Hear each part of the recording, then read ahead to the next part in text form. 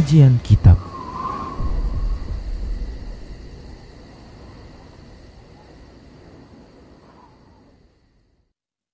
Bismillah, Assalamualaikum warahmatullahi wabarakatuh. Innal hamdalillah nahmaduhu wa nasta'inuhu wa nastaghfiruh wa na'udzu billahi min shururi anfusina wa min sayyiati a'malina. May yahdihillahu fala mudilla lahu wa may yudlilhu fala hadiyalah. Wa asyhadu an la ilaha illallah wahdahu la syarika lah wa asyhadu anna Muhammadan abduhu wa rasuluhu sallallahu alaihi wasallam. Qala Allah tabaraka wa ta'ala, ya ayyuhalladzina amanu taqullaha haqqa tuqatih wa la tamutunna illa wa antum muslimun. Ya ayuhan nasu attaqu rabbakumul ladzi khalaqakum min nafsin wahidah wa khalaqa minha zawjaha wa bassa minhuma rijalan katsiran wa nisaa'a wattaqullaha alladzi tasaaluna bihi wal arham innallaha kana 'alaikum raqiba. Syukran. Ya ayyuhalladzina amanu taqullaha wa qulu qawlan sadida yuslih lakum a'malakum wa yaghfir lakum dhunubakum wa may yuti'illaha wa rasulahu faqad faza fawzan 'azima. Amma ba'd, fa inna asdaqal hadits kitabullah wa khairal huda huda Rasulillah sallallahu alaihi wasallam wa syarrul umuri muhdatsatuha wa kullu muhdatsatin bid'ah wa kullu bid'atin dhalalah wa kullu dhalalatin finnar. Masjid yang dibangun di atas ketakwaan, dan itu di awal hari. Mungkin ada yang bertanya, bukankah Masjid Quba itu yang pertama sekali dibangun? Betul, kita katakan itu yang pertama sekali dibangun. Tapi bukan di tempat Nabi Shallallahu Alaihi Wasallam yang beliau berdomisili di sana. Awal hari ketika Nabi Shallallahu Alaihi Wasallam sampai di tempat beliau berdomisili itu adalah di Madinah, dan itu dibangun padanya masjid. Itulah dia Masjid Nabi. Jadi yang dimaksudkan dalam ayat ini sebenarnya ya adalah Masjid Nabi Sallallahu Alaihi Wasallam. Walaupun bisa jadi memang Masjid Quba termasuk ke dalamnya, tapi masuk ke dalamnya hanya mengikut saja, ya. Kalau mau dikatakan, ya firman Allah mengatakan fi awwali yaumin, dari awal hari, maka kita katakan di awal hari hijrah Nabi, ya betul, itu adalah Masjid Quba. Tapi kalau dari awal hari beliau berdomisili di tempat beliau tinggal, itu adalah Masjid Nabi Sallallahu Alaihi Wasallam. Baik para hamba Allah rahimani wa rahimakumullah.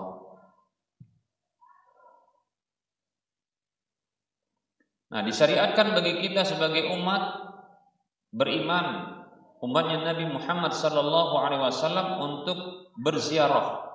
Maksudnya adalah berkunjung ke Masjid Nabi sallallahu alaihi wasallam. Lebih-lebih bagi orang yang melaksanakan haji dan umrah, sudah dekat. Ya, haji dan umrah.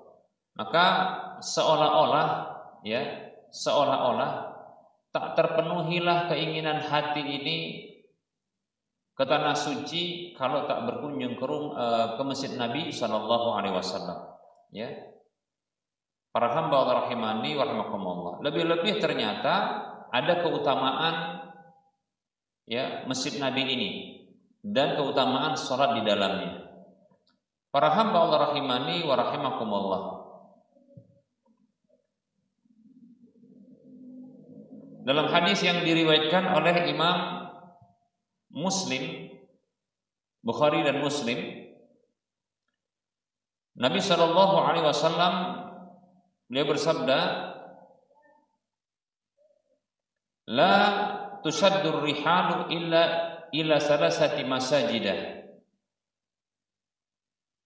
Tidaklah diikat tunggangan itu dan bekal-bekal yang dibawanya, ya, kecuali ke 3 masjid. Maksudnya ketika melakukan perjalanan, ya, perjalanan yang jauh, maka 3 masjid ini yang disyariatkan untuk dikunjungi, diziarahi, ya. Masjidi hada, kata beliau, bahkan beliau menyebutkan yang pertama sekali, masjidku ini, kata beliau, wa masjidil harami, masjidil haram, wa masjidil aqsa, dan masjidil aqsa. Hadis riwayat Bukhari Muslim. Ini, ya, para hamba Allah menunjukkan keutamaan, ya, untuk bersafar ke 3 masjid, ya. Bahkan pertama sekali disebut Nabi SAW adalah Masjid Nabi SAW. Ya. Baik para hamba Allah rahimani wa rahimakumullah.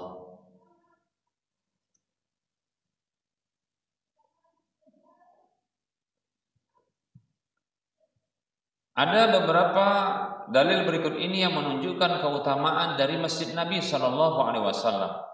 Seperti dalam hadis yang diriwayatkan oleh Imam Al-Bazzar dalam musnadnya dari Ibunda Aisyah radhiyallahu anha bahwa Nabi sallallahu alaihi wasallam beliau bersabda, "Ana khatamul anbiya'i wa masjidi khatamu masajidil anbiya'i. Ahaqqul masajidi an yuzara wa yusadda ilaihi ar-rawahil al-masjidul haram wa masjidi." Nabi Shallallahu Alaihi Wasallam bersabda yang artinya, aku adalah penutup para nabi dan masjidku adalah penutup masjid-masjid para nabi. Masjid yang paling berhak untuk dikunjungi dan diarahkan para orang-orang yang safar dengan membawa bekal kepadanya adalah Masjidil Haram dan masjidku ini. Demikian. Baik para hamba Allah rahimani wa rahimakumullah. Ya. Nah, ini, ya, motivasi bagi kita untuk kita, ya, berziarah ke Masjid Nabi sallallahu alaihi wasallam. Ya. Karena ini yang paling berhak, masjid yang paling berhak. Makanya keliru dan salah orang-orang atau sebagian kelompok yang mendahulukan masjid-masjid selain Masjid Nabi SAW untuk dikunjungi. Ya, ada orang yang sengaja berjalan jauh, bahkan jalan kaki lagi, ya, lebih mendahulukan ke masjid-masjid selain dari Masjid Nabi SAW. Masjid gurunya, ya toh? Masjid gurunya, ya, masjid kota tempat tinggalnya, ya, masjid contohnya peninggalan sejarah di negerinya, ya. Maka kita katakan ini keliru, ya. Ini keliru. Dan terkadang, ya, sebahagian orang ketika dia berkunjung ke masjid-masjid itu hanya untuk melihat bangunan masjid, ya. Tidak ada dorongan motivasi keimanan selain hanya melihat bangunan masjid yang indah, katanya indah. Gimana Masjid Aceh, katanya? Oh, Masjid Aceh itu mirip Masjid Nabawi, maka semangat banget pengen ke sana. Karena hanya mirip saja. Kan seperti itu berarti yang diinginkan darinya hanya melihat fisiknya saja. Nah, begitu. Nah, ini sebuah kesalahan. Menjadikan masjid hanya sebagai tempat kunjungan-kunjungan, nanti habis itu selfie-selfian kan gitu. Aku udah pernah kemari loh, nah gitu. Baik para hamba Allah rahimani wa rahmakumullah. Masjid yang paling berhak untuk dikunjungi dan diarahkan ya safar kita ke sana itu adalah Masjidil Haram dan Masjid Nabi sallallahu alaihi wasallam. Baik para hamba Allah rahimani wa rahimakumullah. Ayo kumpulkan dananya. Siap-siap kita berangkat. Insya Allah. Insya Allah gitu ya. Berapa hari? 12 hari kalau biasa kalau umroh ya kan.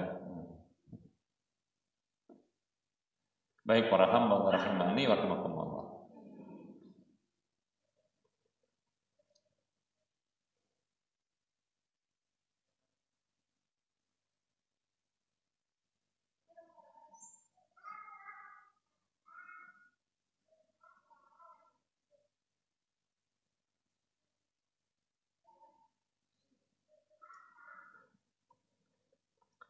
Baik para hamba Allah rahimani wa rahimakumullah.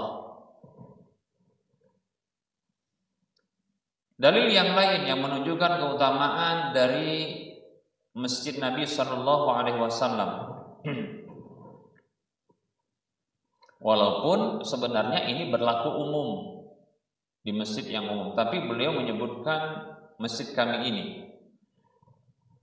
Dalam hadis yang diriwayatkan oleh Imam Ahmad dalam musnadnya dari sahabat Abu Hurairah radhiyallahu anhu bahwa Nabi sallallahu alaihi wasallam dia bersabda, "Man dakhala masjidana hadza liyata'allama khairan aw yu'allimahu kana kal mujahidi fi sabilillah."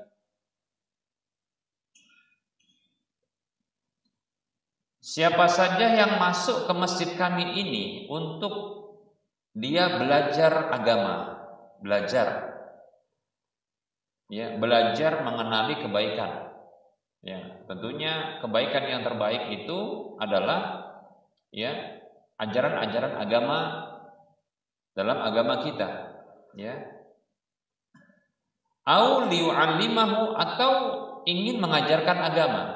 Masya Allah kalau kita ke Masjid Nabi, sebenarnya di Masjidil Haram juga sama, ya.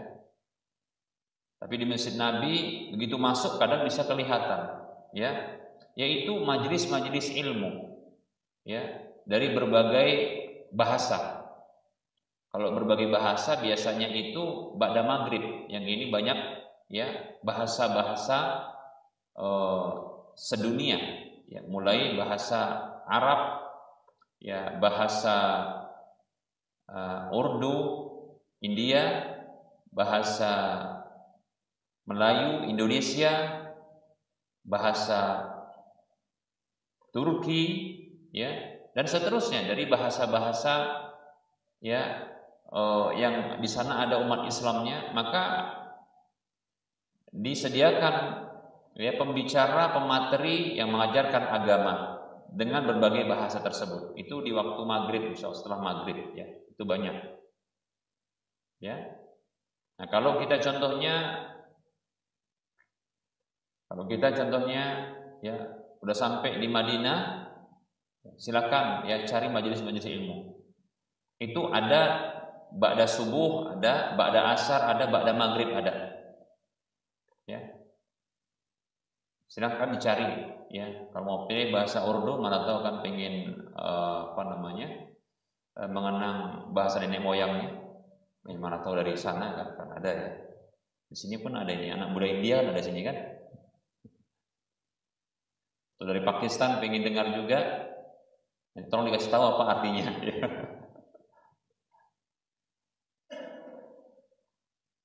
Ya kalau sekarang alhamdulillah ya pengajar di Masjid Nabawi yang berbahasa Indonesia itu masih Ustadz Ariful Bahri, ya. Insyaallah beliau dari Pekanbaru, ya. Sudah dokter beliau, alhamdulillah. Ya. Nah, silakan cari di gate berapa? Gate 9 atau 8 atau 10? Saya lupa. Tinggal cari saja, ya. Pokoknya kalau nampak yang agak keras sedikit bahasa Indonesia, udah ke sana saja. Baik ya. Jadi kesana pengen belajar atau pengen mengajar, nah, dapat bagian ini. Apa kata Nabi SAW? Dia seperti mujahid fi sabilillah. Masya Allah. Ya. Dia mujahid fi sabilillah. Dapat pahala, dia jihad di jalan Allah. Masya Allah. Para hamba Allah rahimani wa rahimakumullah.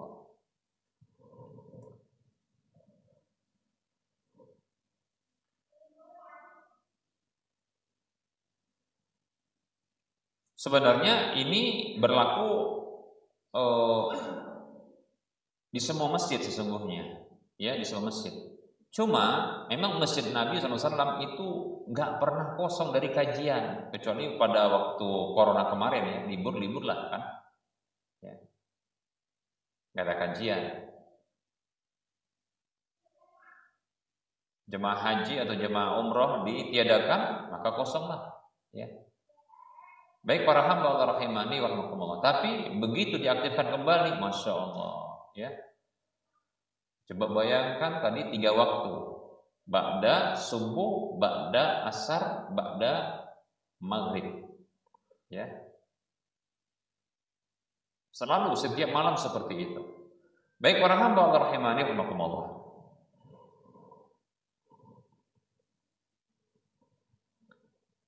Kemudian para hamba Allah rahimani wa rahimakumullah, ada keutamaan yang lain yang disebutkan oleh Imam Al-Bukhari dan Imam Muslim dalam kedua kitab sahih mereka.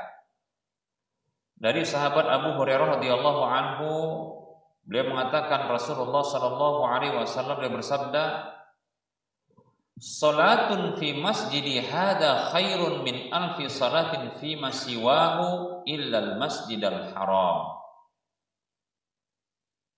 Nabi bersabda sallallahu alaihi wasallam, sebuah salat di masjidku ini lebih baik dari 1000 kali salat di masjid selainnya kecuali Masjidil Haram. Kita salat di masjid Abu Bakar nih, ya, 1000 kali itu belum, ya, bisa menyaingi, ya, sekali salat di Masjid Nabawi, tapi dengan kualitas yang sama, maksudnya dengan derajat sholat yang sama. Contoh tahiyatul masjid, ya, walaupun para ulama mereka berbeda pendapat, ya, untuk sholat di Masjid Nabi itu sholat apa yang nilainya lebih baik daripada 1000 kali. Para ulama itu berbeda pendapat. Ada yang mengatakan sholat fardu saja, ada yang mengatakan sholat fardu saja, ya. Ada yang mengatakan pendapat, saya condong pendapat ini, ya,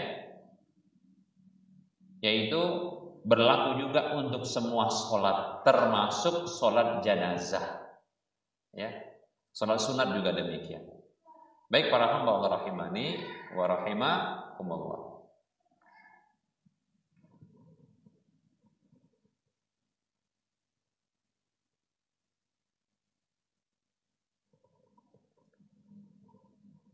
Nah, para hamba Allah rahimani wa rahimakumullah, ya. Nah, luar biasa ya, salat di Masjid Nabi itu nilainya lebih baik daripada 1000 kali salat di masjid selainnya kecuali Masjidil Haram.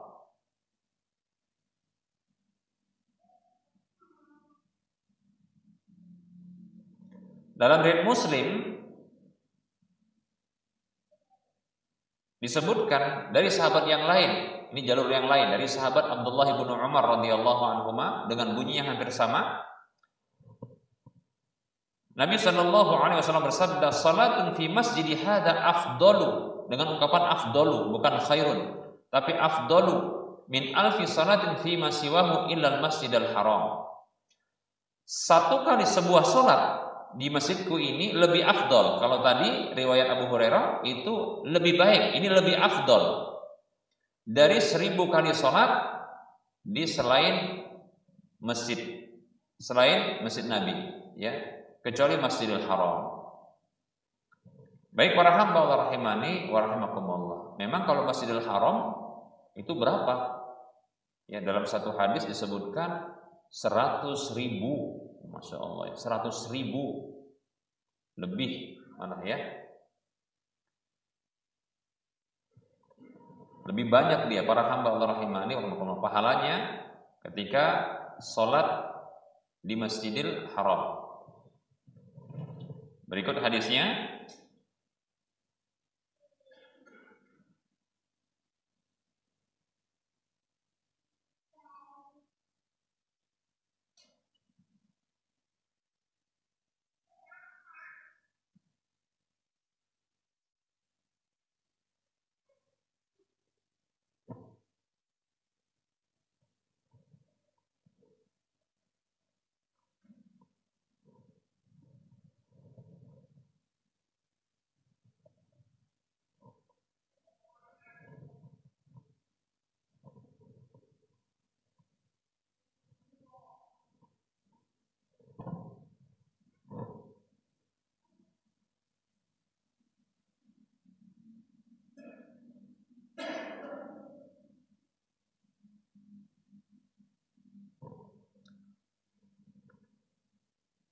Dalam hadis yang diriwayatkan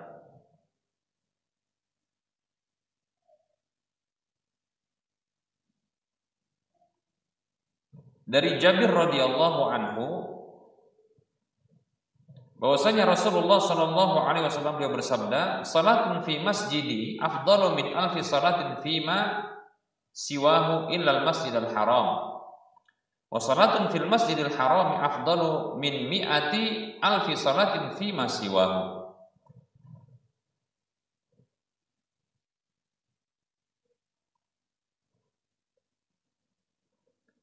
Kata Nabi sallallahu alaihi wasallam yang artinya, sebuah sholat di masjidku itu lebih afdal dari 1000 kali sholat di masjid selainnya kecuali Masjidil Haram.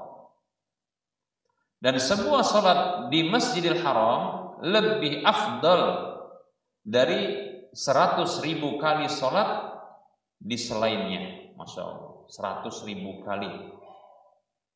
Luar biasa ya. Makanya jangan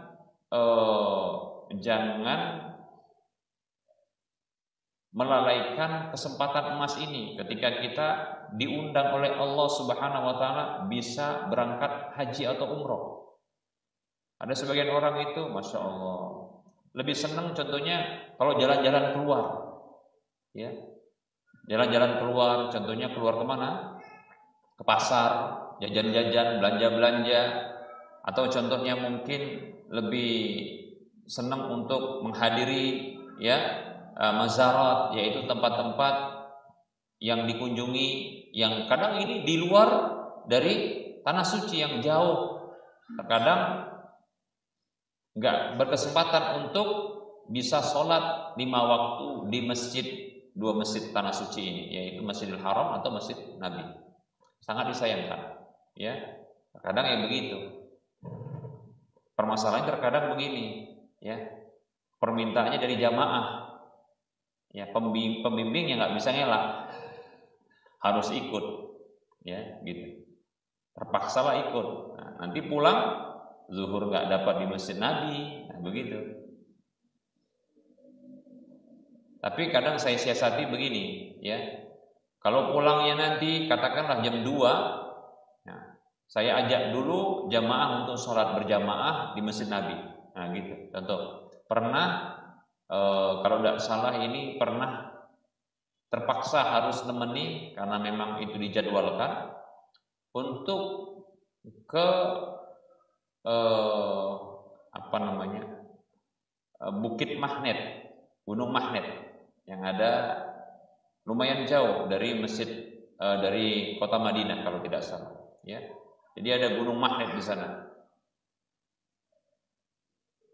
Dan betul-betul dibuktikan bahwasanya enggak ngegas pun jalan sendiri dia. Nah, seperti itu. Jadi keinginan tahwan itu mengalahkan keinginan bisa sholat di Masjid Nabi, ya. Nah, dampaknya adalah karena itu kunjungan yang bukan satu tempat saja, harus kunjungan kemari. Ini travel ini ya begitu ya. Nah, begitu dia. Kemari, nanti terakhir ke situ. Nah, ini dampaknya adalah nggak dapat sholat zuhur berjamaah dengan imam yang ditunjuk. Maka buat komitmen. Komitmennya apa? Kita nanti sholatnya di masjid Nabi, ya, baik itu sebelum sholat atau setelah, sebelum makan atau setelah makan. Nah, tetap sholat ya di sana, gitu, berjamaah. Kenapa? Diingatkan lagi tentang keutamaan 1000 kali lebih baik ketimbang sholat di masjid selain masjid Nabi. Oh, baru semangat lagi. Ya gitu. Kalau enggak sholatnya di hotel. Nah gitu dia modelnya. Nah inilah jamaah-jamaah begini. Kadang agak sulit kita. Ya. Mungkin kesempatan seumur hidup. Nah, apa sih? Pengen tahu itu membuat apa? Ya lalai, lupa dari apa? Dari yang lebih penting. Baik para hamba Allah rahimani wa rahimakumullah. Nah, ini keutamaan ya dari Masjid Nabi. Salat di dalamnya para hamba Allah rahimani wa rahimakumullah itu lebih baik daripada 1000 kali salat ya di masjid yang lain kecuali Masjidil Haram. Baik para hamba Allah rahimani wa rahimakumullah.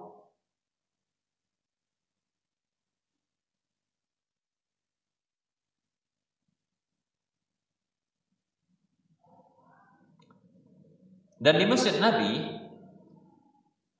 Nabi itu ada satu tempat yang dia para hamba Allah rahimani wa rahimakumullah ya, ini terhitung sebagai taman-taman surga yang disebut dengan apa? Raudhah. Raudhah itu artinya taman, ya. Raudhah. Di mana posisinya? Kalau dia dari luar masjid, itu posisinya kelihatan itu di kubah hijau, nah, gitu ya. Jadi kalau lihat dari arah depan atau kiblat masjid Nabi, nah itu nanti ada kubah hijau. Nah, disitulah dia posisi dari kubah hijau itu maksudnya bagian atasnya, ya. Itu yang di bawahnya berarti itu adalah raudhah, demikian. Taman-taman surga. Nah, kalau dia di dalam masjid itu ada karpet hijau, karpetnya warna hijau, tapi bukan ini ya, bukan atasnya jadi raudhah ini, ya. Karpetnya dikasih warna hijau, tapi sekarang kayaknya katanya udah diganti kalau nggak salah. Saya pun yang penting ada batasannya, ya. Tapi si Bang Sir bertanya, saya nggak berani kasih komentar terkait dengan karpetnya, ya. Yang jelas kalau dulu, ya, untuk memudahkan karpetnya dibedakan warnanya hijau, kubahnya bagian atasnya itu hijau, kemudian bagian bawahnya karpetnya dibuat hijau. Nanti kalau orang sholatnya di situ, ya. Aslinya raudhah itu, ya, adalah area yang memanjang antara mimbarnya Nabi Shallallahu Alaihi Wasallam dengan rumahnya Nabi Shallallahu Alaihi Wasallam. Mimbarnya Nabi dengan rumahnya Nabi, ya. Mimbarnya Nabi dengan rumahnya Nabi. Permasalahannya para hamba Allah rahimani wa rahimakumullah, ya, rumahnya Nabi, ya, itu sudah tak ada lagi. Bahkan kuburan Nabi Shallallahu Alaihi Wasallam dan dua sahabat beliau yaitu Abu Bakar dan Umar radhiyallahu anhuma yang aslinya dikuburkan di rumah Nabi Shallallahu Alaihi Wasallam, itu di rumah Aisyah lebih tepatnya. Nah itu pun sudah dimasukkan ke dalam bangunan masjid, ya, ke dalam bangunan masjid. Baik para hamba Allah rahimani wa rahimakumullah.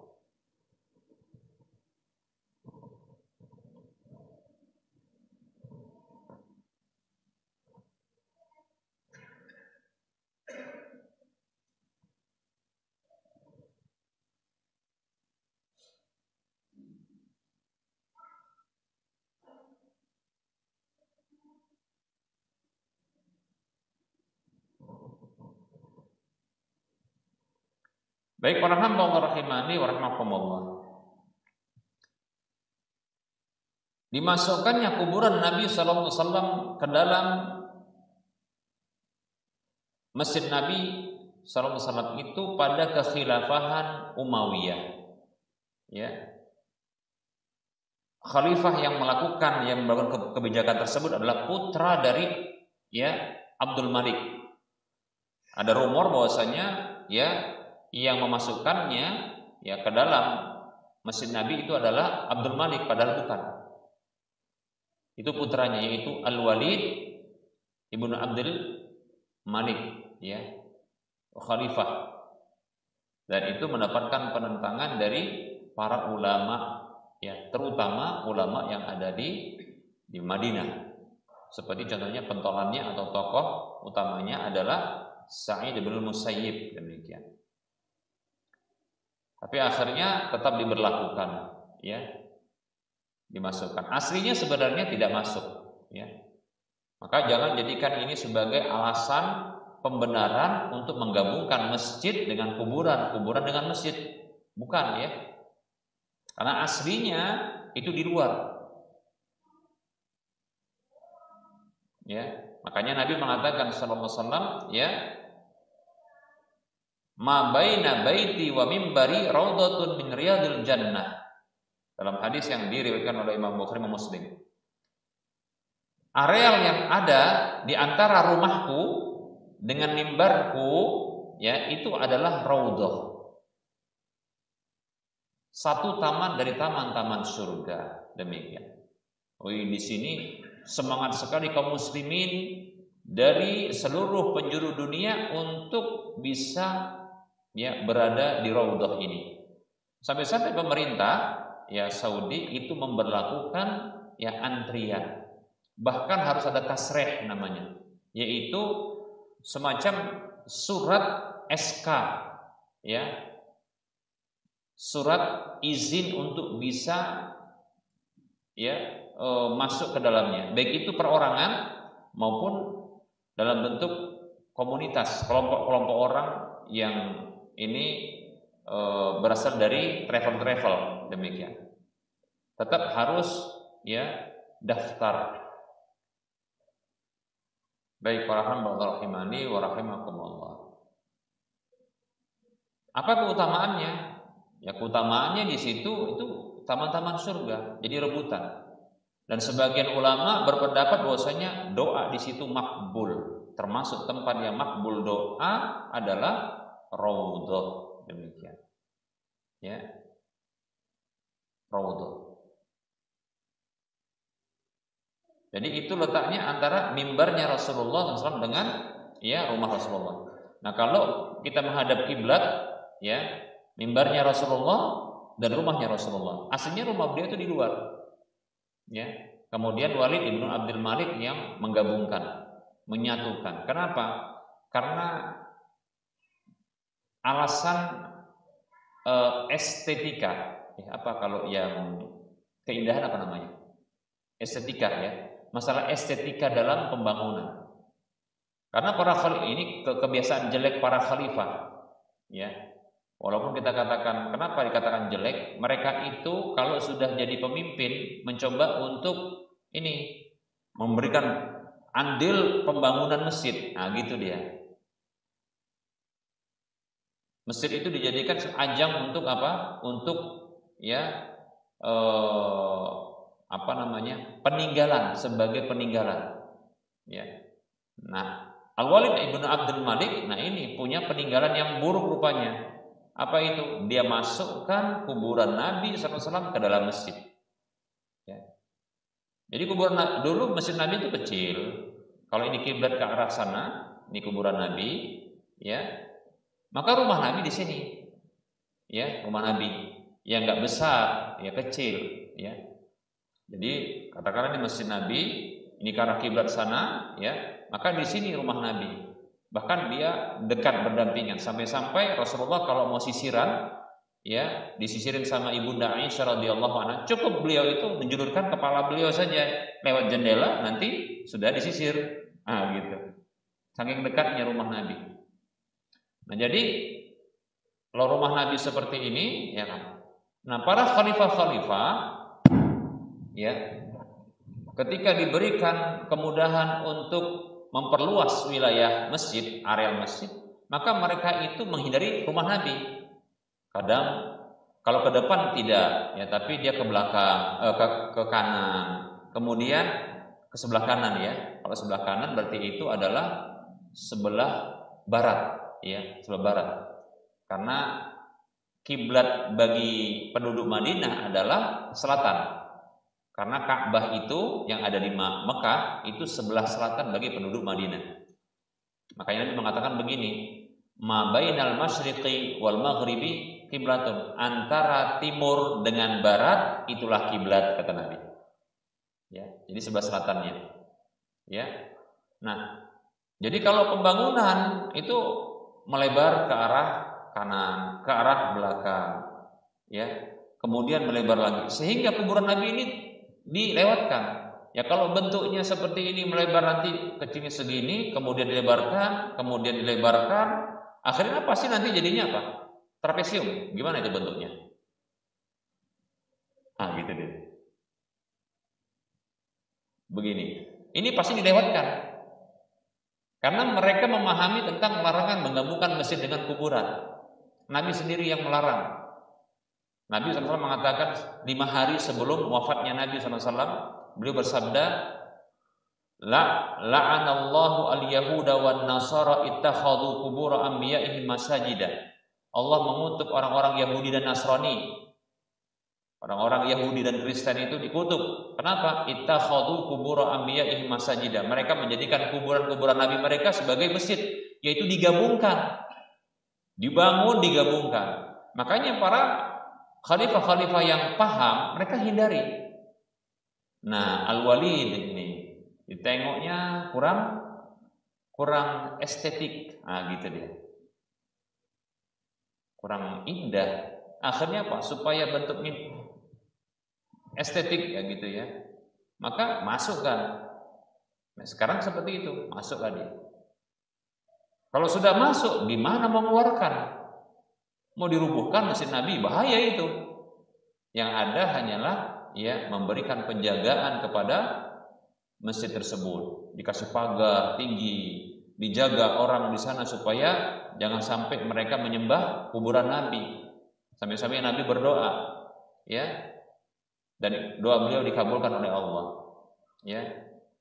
Allahumma la taj'al qabri wasanan tu'bad atau yu'bad. Ya Allah, jangan kau jadikan kuburanku sebagai berhala yang disembah. Jadi selama ya hidup beliau, selama ini sampai saat ini, kuburan beliau nggak ada yang nyembah karena doa beliau dikabulkan oleh Allah. Makanya jangan heran kalau sekarang itu ada penjaga-penjaga. Itu sebagai bentuk ya realisasi doa Nabi SAW yang Allah SWT mudahkan. Makanya kalau ada orang yang lewat terus pengen doa minta sama Nabi, itu syirik katanya begitu. Karena memang itu doa Nabi, jangan dijadikan sebagai berhala yang disembah. Nah, seperti itu. Nah, jadi kuburan Nabi dindingnya sebagai penjaga dari yang memperantarai ya orang-orang supaya ke dalam kuburan, ya. Itu dibuat tinggi. Nah, antara dinding itu dengan mimbar Nabi. Nah, itulah di situ dia wilayah areal yang disebut dengan raudhah. Ini selalu dijaga ketat. Kalau dulu, masya Allah, gampang banget. Belakang biasanya kalau ingat saya mungkin sekitar jam 2:30, jam 2:30 itu udah ramai orang ngantri di belakang sebelum ada tasrih, sebelum ada izin untuk bisa masuk. Dulu bisa gampang sekali, tinggal saja menanti ya. Itu kalau tidak salah sekitar jam 2 dibuka Masjid Nabi. Jadi Masjid Nabi itu dikosongkan dia dari manusia ya, itu ketika tengah malam sampai kurang lebih jam 2 atau jam 2:30. Orang-orang begitu dibuka pintu masjid, sebenarnya ada satu pintu yang bisa dimasukkan ke dalam, orang bisa masuk ke dalam yang dibuka. Itu orang sudah ramai. Bayangan kita dulu itu apa? Ini kayaknya kita yang pertama. Gitu tengok orang udah rame, ya, masya Allah, ya. Tapi alhamdulillah bisa dapat giliran. Begitu dibuka, ya, maka sampai berlari orang dalam masjid itu untuk bisa ngantri, ya, masuk nanti di raudhah. Nah itu dia. Karena antusias manusia kaum muslimin ketika itu yang begitu besar ke raudhah, akhirnya dibuatlah aturan antrian. Jadilah kayak sekarang itu, ngantrinya panjang, ya, ngantrinya panjang. Dibuat 2 termin, laki-laki sendiri, perempuan sendiri. Kalau laki-laki itu mulai siap-siap, ya, ba'da zuhur, ya, udah siap-siap itu ba'da zuhur, ya. Kalau perempuan ba'da subuh sudah siap-siap. Setiap hari begitu, antusias yang luar besar sekali, ya. Yang udah pernah pingin lagi ke sana, demikian, ya. Seperti itu. Para hamba Allah rahimani wa rahimakumullah.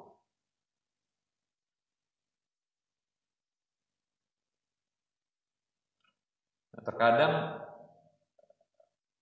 terjadi kericuhan, pernah terjadi kericuhan, ya.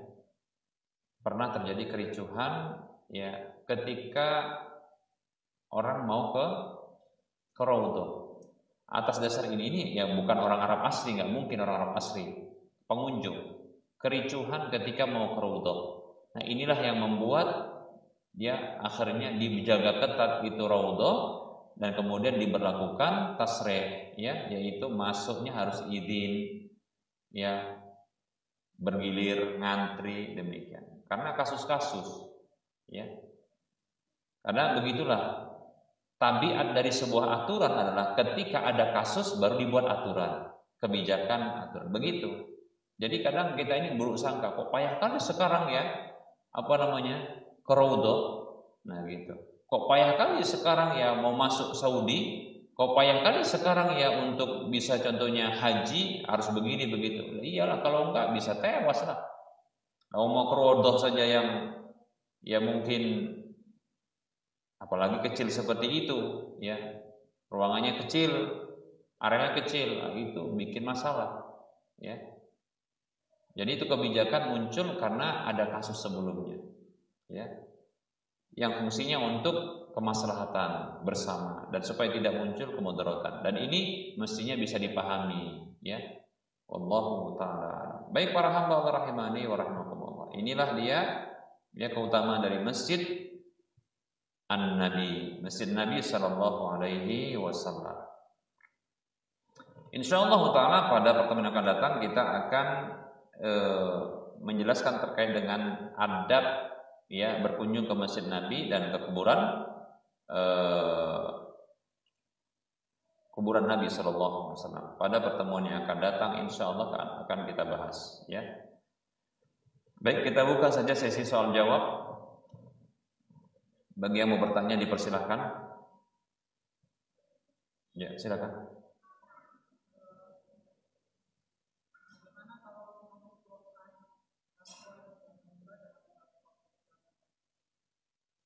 Mengumrohkan orang tua yang sudah meninggal. Pertanyaannya bisa balik ruhnya itu.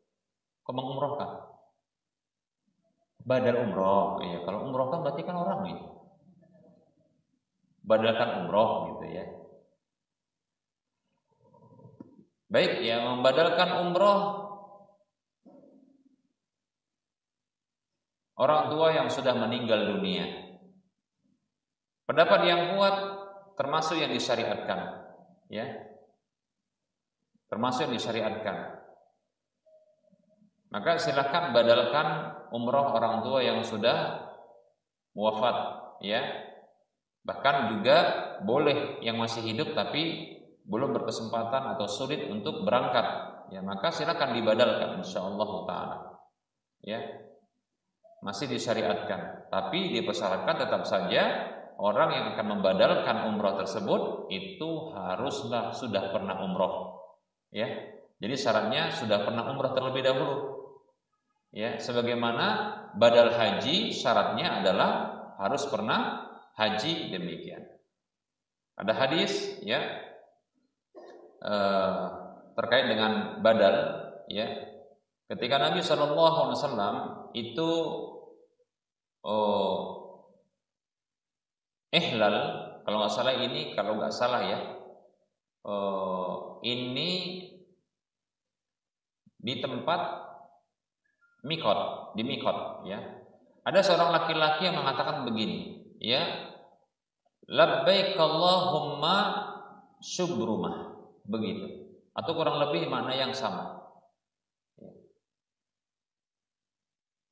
Labbaik Allahumma an syubrumah, ya Allah, aku penuhi panggilanmu ya untuk syubrumah.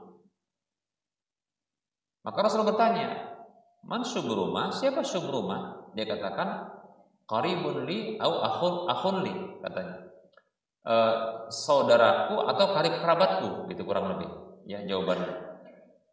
Lalu Rasul bertanya, ya, hal hajjajta an nafsika, apakah engkau sudah hajikan dirimu? Ya. Dia bilang, belum. La, katanya, belum. Apa kata Rasulullah? Hujja an nafsika sum'an syubrumah. Ya. Hajikan dirimu dulu, baru untuk syubrumah. Nah, gitu. Jadi sebagian ulama mengatakan dengan hadis ini, walaupun para ulama berbeda pendapat tentang derajat hadis ini, tapi pendapat yang kuat ini hadisnya adalah makbul atau ya diterima, ya itu dari Nabi SAW, ya sahih hadisnya, demikian. Kalau masalah ini disahihkan juga oleh Syekh Al-Albani rahimahullahu taala. Dari sini para ulama mengatakan, ya, syarat menghajikan atau membadalkan haji orang lain itu haruslah pernah haji. Demikian pula umroh. Nah, seperti itu, ya. Demikian. Jadi itu syaratnya. Wallahu ta'ala. Bagaimana kalau satu waktu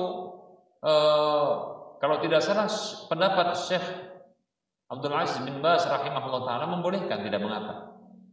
Ya, tidak mengapa. Bahkan pendapat yang mengatakan tidak disyariatkan untuk umroh, ada pendapat yang mengatakan tidak disyariatkan umroh berkali-kali di satu perjalanan. Paham maksudnya? Tidak disyariatkan untuk berumroh berkali-kali, lebih dari sekali, di sekali perjalanan keberangkatan. Sebagian dari pendapat ini mengatakan tidak disyariatkan, ya, dibolehkan, ya, untuk membadalkan umroh yang lainnya. Paham ya?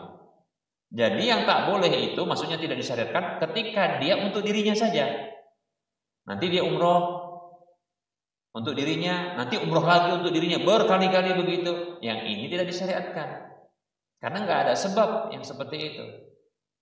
Tapi kalau dia punya sebab, seperti Ibunda Aisyah radhiyallahu anha yang pernah ya umroh 2 kali, itu sebabnya karena beliau dikasih izin sama Nabi SAW karena orang-orang dapat pahala umroh, ya, dengan umroh yang terpisah. Sementara Ibunda Aisyah radhiyallahu anha karena haid, Rasulullah perintahkan untuk digabungkan umroh dengan haji pelaksanaannya. Nah, begitu. Maka sedihlah Aisyah radhiyallahu anha karena wanita-wanita di zaman beliau ketika itu, ya, itu pulang bawa pahala haji sendiri, umroh sendiri. Nah, gitu. Paham ya? Beliau digabungkan, maka beliau sedih, ngadu sama suami tercinta. Gitulah, kalau ngadu sama suami, udahlah ya kan, dikasih lah terpaksa ya kan. Tapi kalau kita ngadu mau kawin lagi, payah itu ya. Maka Rasulullah kasih, bahkan Rasulullah minta kepada salah satu ya saudara dari Ibunda Aisyah untuk menemani, karena Abdullah namanya, ya, untuk ke Tan'im, ya, ke Tan'im. Lalu karena jarak Tan'im itu agak jauh, ya, kemudian nanti baru balik untuk menyelesaikan umroh, demikian. Jadi kalau punya sebab, Jadi ada sebagian pendapat mengatakan kalau ada sebab boleh. Di antara pendapat begitu adalah ya Syekh bin Baz kalau tidak salah, rahimahullah taala. Ya ini pernah saya baca fatwanya, beliau membolehkan demikian. Makanya kalau mau badal, kalau mau umroh lagi gitu ya, sudah umroh nih, ya sudah umroh, sudah selesai umroh perdana gitu kan, sudah.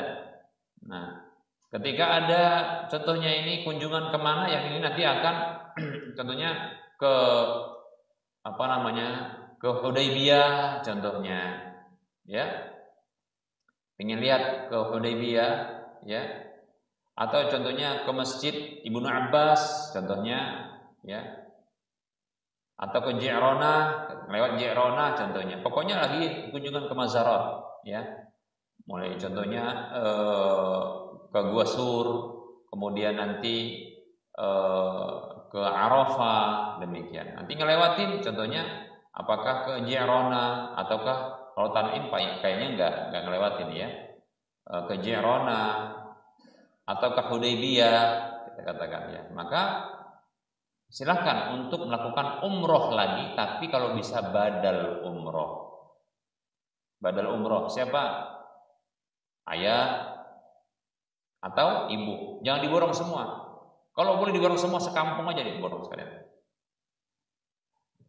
Nggak boleh ya. Tidak ada pendapat yang mengatakan bolehnya diborong semua, nggak ada. Ya.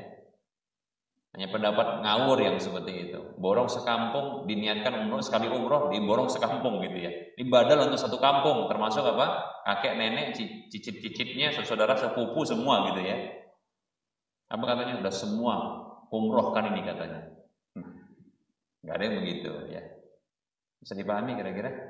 Jadi ya seperti ini cara memahaminya ya. Jadi yang dia tidak disyariatkan adalah ketika umroh berkali-kali untuk siapa? Untuk dirinya sendiri demikian. Wallahu ta'ala.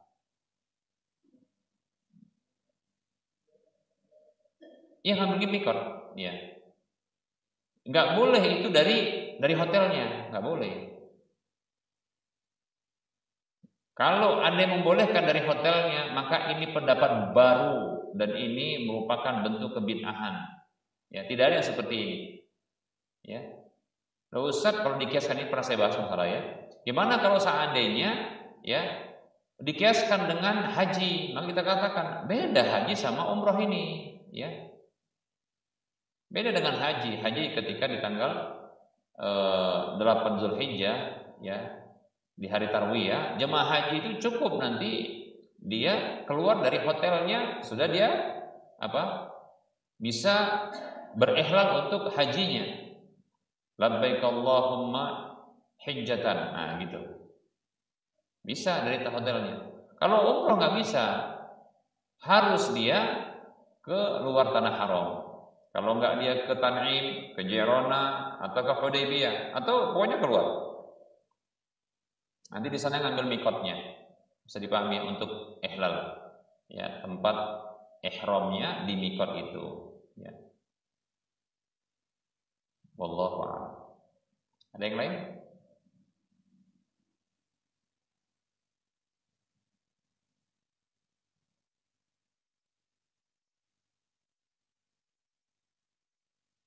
Baik, kalau tidak ada diperbolehkan pulang. Tapi kita tutup dulu ya.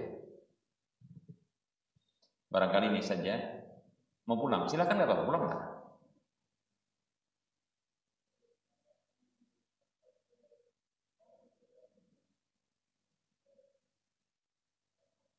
Transaksi dengan apa?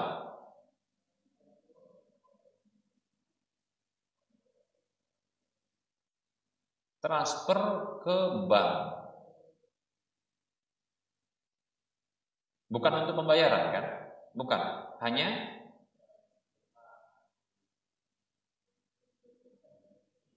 kalau ngisi pulsa itu kita beli pulsa.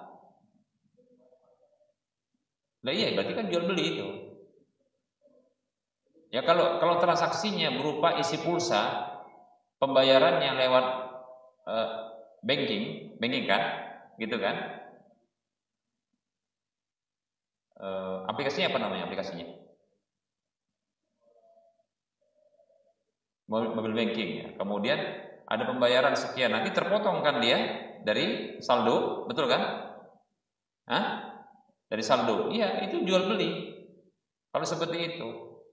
Tapi kalau sekedar transfer beda sama isi pulsa, paham ya? Transfer beda. Contoh, saya mau transfer kemana? Ke tempat saudara, ya. Tapi pastikan ya tidak ada ketika itu biaya adminnya. Kalau tidak ada biaya admin, kalau ada biaya admin, itu biaya admin termasuk jasa, paham ya? Tapi jasa yang sifatnya bukan riba, paham ya? Nah, di situ berarti kalau ada kena jasa seperti itu, itulah jual beli jasa, paham kan? Berapa biasanya? 2.500 atau 6.500 ya? Seperti itu. Kalau ada transfer dengan seperti ini biayanya, maka itu termasuk jual beli karena jasa. Paham tidak? Ada nggak transfer yang pakai mobile banking atau pakai apa sekarang itu? Yang tidak ada biaya? Flip atau yang semisalnya ada biaya? Pokoknya kalau tidak ada biaya boleh. Kalau ada biaya nggak boleh. Nah itu saja. Paham nggak? Transaksi yang ada kena biayanya, maka itu jual beli. Biayanya itulah jasanya, paham nggak? Begitu. Apalagi beli pulsa lewat SMS banking ya. Ini jelas beli namanya, nggak boleh dalam Islam, karena dilarang. Ya. Jabir radhiyallahu mengatakan, nahan Nabi sallallahu alaihi wasallam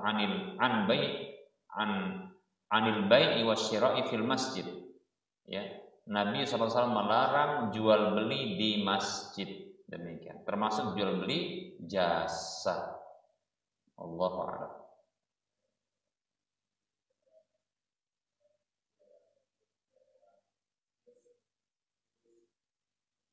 Kiris ya. Hmm.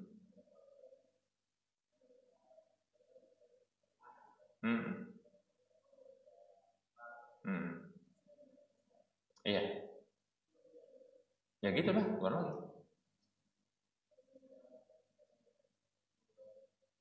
Ya mungkin begitu. Karena mereka nggak menyadari.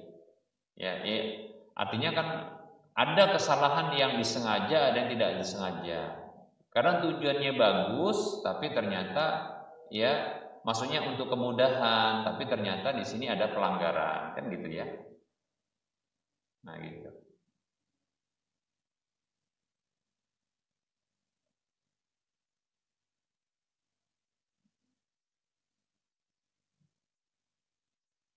Baik, seperti itu.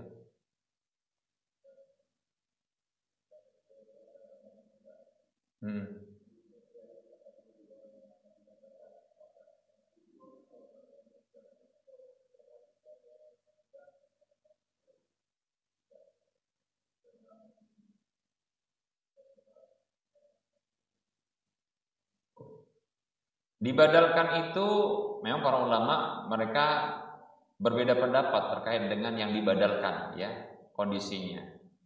Tapi pendapat yang kuat berlaku untuk haji dan umroh. Ada yang membedakan haji dengan umroh dibedakan. Tapi pendapat yang kuat disamakan, yaitu untuk orang yang sudah meninggal dunia boleh, kemudian orang yang masih hidup tapi dia sakit atau tak mampu dia haji dan umroh. Nah begitu. Bagaimana dengan orang yang masih muda dapat peluang dia untuk punya peluang? Hanya mungkin dia merasakan aja nih kayaknya nggak bisa berangkat karena lihat kondisi saat ini. Maka saya condong enggak dibadal. Kenapa? Karena ada peluang dia untuk berangkat. Apalagi sekarang, insya Allah ya kemudahan-kemudahan itu sangat banyak ya. Jangankan umroh, haji aja punya peluang, ada juga peluang. Ya, para marbot itu nanti nggak punya kepikiran, ternyata bisa berangkat. Makanya yaitu masalah-masalah apa? Masalah niat, kejujuran hati kita memang pengen ke sana. Itu insya Allah memudahkan. Ya, jangan dikira mungkin ya kita di sini mungkin yang kayaknya berat sekali. Ya. Kayaknya nggak mungkin. Nggak mungkin itu mungkin bukan seperti orang kaya yang belum ada panggilan, bukan begitu ya, nunggu dipanggil malaikat maut mungkin ya dia ya. Bukan itu, tapi memang nggak ada dana gimana? Saya yakin ya bisa jadi dia peluangnya juga lebih besar untuk bisa berangkat. Nah, gitu. Karena sekarang lebih mudah Pak, insya Allah. Bahkan orang yang tua saja, yang tua, kalau mungkin dia aku punya dana tapi udah usia tua, apa bisa berangkat? Bisa. Apalagi mungkin contoh nih, kalau berangkat, kalau daftar sekarang Ustaz dengan yang reguler, haji reguler, itu mau berapa puluh tahun lagi Ustaz gitu kan. Sementara usia saya sekian, daftar aja gitu. Nanti insya Allah kalau jujur dia bisa Allah mudahkan. Ya. Mana tahu mungkin pas satu barisan dia, mungkin pas di bawah ya, satu barisan dia ini apa? Banyak mati, naik terus dia. Mati dia.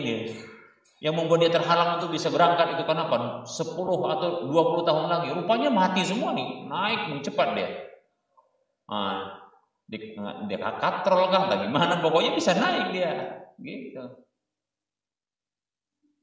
Atau mungkin juga ada orang berbaik hati dihajikan plus, wah, masya Allah, memang ratusan juta. Tapi kalau orang sudah baik hati, ya itu Allah gerakkan hati orang gampang banget, gitu loh. Makanya jangan pesimis, apatis, apalagi apatis. Pokoknya jangan apatis, jangan putus asa gitu, jangan merasa ya, rahmat Allah begitu luas kok. Ya. Baik para hamba Allah rahimani wa rahimakumullah. Cukup ya? Ada yang lain? Makin banyak. Oke. Oh, yang sana-sana, yang itu, yang sebelah sana, yang lebih tua dari antum ya. Antum sudah berkali-kali tadi. Enggak apa-apa, silakan.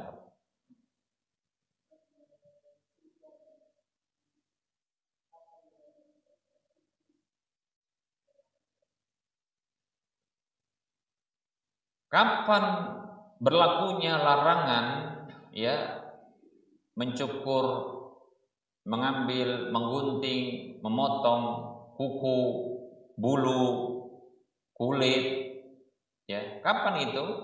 Yaitu ketika masuknya 10 awal dari bulan Dzulhijjah yang ditandai dengan tenggelamnya matahari di satu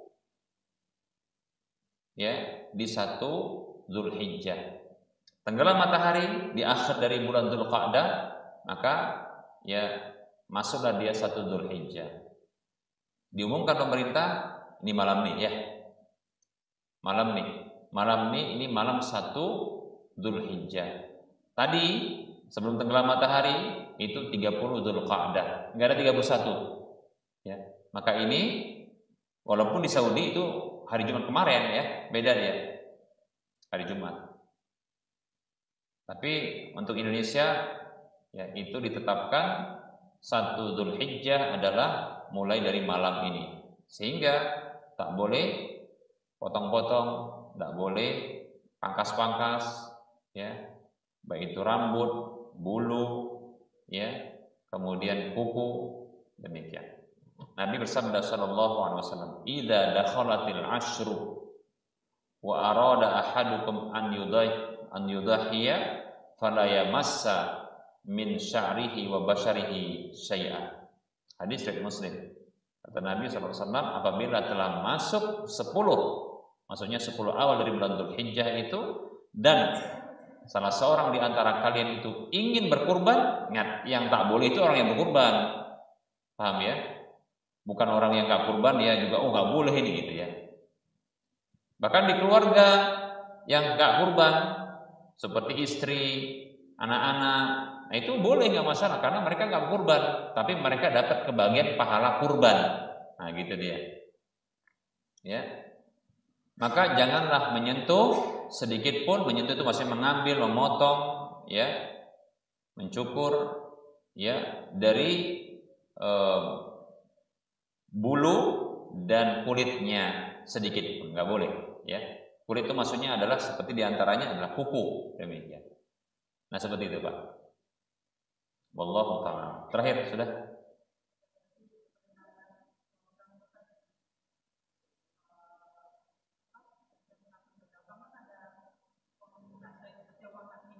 Ah, iya itunya, jasa itunya, jasa administrasinya. Iya, itu yang tidak bolehnya, bukan transfernya. Makanya kalau dia transfer nggak ada biaya, boleh, paham ya? Jadi kalau pakai kiris gitu kan, orang mau infak gitu kan, maka ketika transfer nggak ada biaya apapun, aman,